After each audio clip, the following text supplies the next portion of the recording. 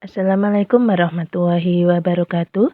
Perkenalkan saya Aristania, calon guru penggerak angkatan 9 dari Daerah Istimewa Yogyakarta. Pada kesempatan kali ini saya akan menyampaikan hasil diseminasi penerapan budaya positif di sekolah. Dalam rangka transformasi perubahan, diperlukan penerapan disiplin positif dengan pendekatan restitusi. Pendekatan restitusi untuk penerapan disiplin positif. Restitusi adalah proses menciptakan kondisi bagi murid untuk memperbaiki kesalahan mereka. Proses kolaborasi yang mengajarkan murid untuk mencari solusi dari masalah dan membantu murid berpikir tentang orang seperti apa yang mereka inginkan dan bagaimana mereka harus memperlakukan orang lain. Prinsip dalam penerapan disiplin positif antara lain, belajar dari kesalahan, bukan menebus kesalahan. Inisiatif dari murid yang melakukan kesalahan, bersifat tawaran dan bukan paksaan, menuntun untuk melihat ke dalam diri, mencari kebutuhan dasar yang mendasari tindakan, fokus pada pembentukan karakter, bukan tindakan, serta menguatkan fokus pada pencarian solusi atau jalan keluar. Bapak Ibu sekalian, berikut sesi berbagi praktik baik penerapan disiplin positif di sekolah.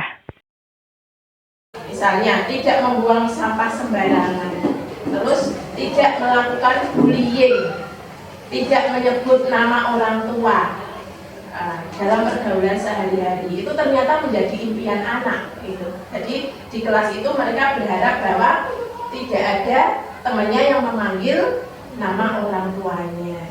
Pengen kelasnya itu bersih, ternyata mereka juga pengen bersih. Bahkan ada yang punya impian kelasku itu anak-anaknya bisa membayar uang pas dengan tertib. Seperti itu supaya apa? Kita bisa menabung untuk membeli kipas angin. Ada seperti itu. Jadi ini impian-impian dari anak-anak itu. Jadi kita mengajak anak untuk memikirkan apa impian dia terhadap kelas itu.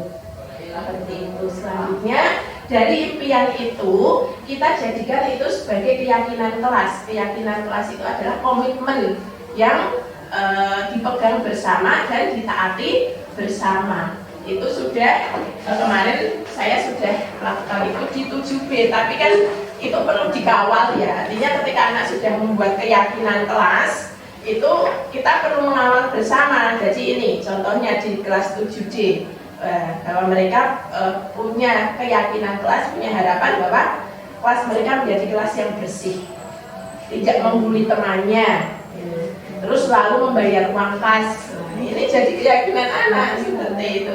Terus menjaga kebersihan dan menghargai satu sama lain seperti itu. Ini saya minta untuk dipasang di kelas. Jadi ini yang membuat mereka. Ini berasal dari impian mereka terhadap kelas mereka seperti apa. Terus itu dibuat menjadi kesepakatan kelas. Ini ditempel supaya setiap saat anak itu melihat, membaca bahwa oh ini sudah menjadi kesepakatan bersama seperti itu. Ini salah satu implementasi untuk disiplin positif di kelas Bapak Ibu. Selain itu juga kemarin di kelas 9 saya juga mengajak anak juga untuk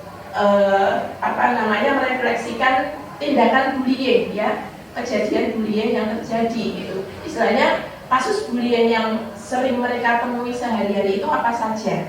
Saya minta mereka untuk menyebutkan itu gitu. Nah, dari kasus yang mereka alami itu saya minta mereka untuk membuat ini semacam poster anti bullying seperti ini. Ini contohnya. Jadi anak itu ternyata potensi seninya bagus. Iya, banyak yang gambarnya bagus-bagus. Ini saya hanya satu saya bawain itu.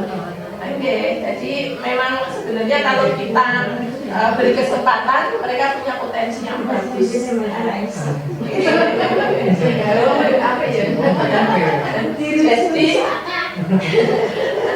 Jadi ini berangkat dari temuan anak.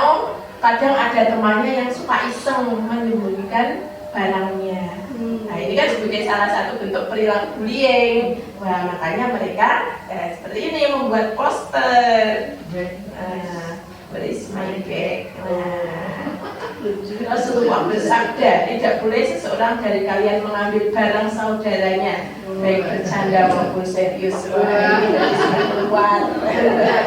Ini itu anak, jadi mereka punya kreativitas, gitu ya, untuk berekspresi. Ini salah satu contohnya. Demikian juga segitiga restitusi kemarin juga saya terapkan, Bapak Ibu. Jadi pekan lalu itu ada kasus anak, dia itu ribut dengan temannya karena tempat duduknya itu ditempati temannya. Karena dia tidak terima, temannya kan suruh pindah. Itu tidak mau. Akhirnya dia emosi. Begitu emosi, temannya yang duduk di bangkunya itu langsung dipukul, dicekik. Dicekik lehernya. Seperti itu. Nah, begitu saya tahu, akhirnya saya undang ya ruangan, saya ngobrol, saya terapkan restitusi ini gitu. Tadi ya dengan segitiga itu, pertama dengan menstabilkan identitas, artinya ya kita menyampaikan bahwa oh setiap orang pernah melakukan kesalahan. Itu ya itu tadi untuk supaya anak itu merasa bahwa dia itu dimengerti, ya dia itu dimengerti, posisinya itu orang lain tahu. Jadi konsep segitiga restitusi ini. Nah, ini baru pekan lalu gitu. Ini memang kejadian beneran seperti itu. Ibu Bapak Ibu. Oke, mungkin itu dari saya sedikit tentang konsep disiplin positif yang selama ini saya pelajari. Yang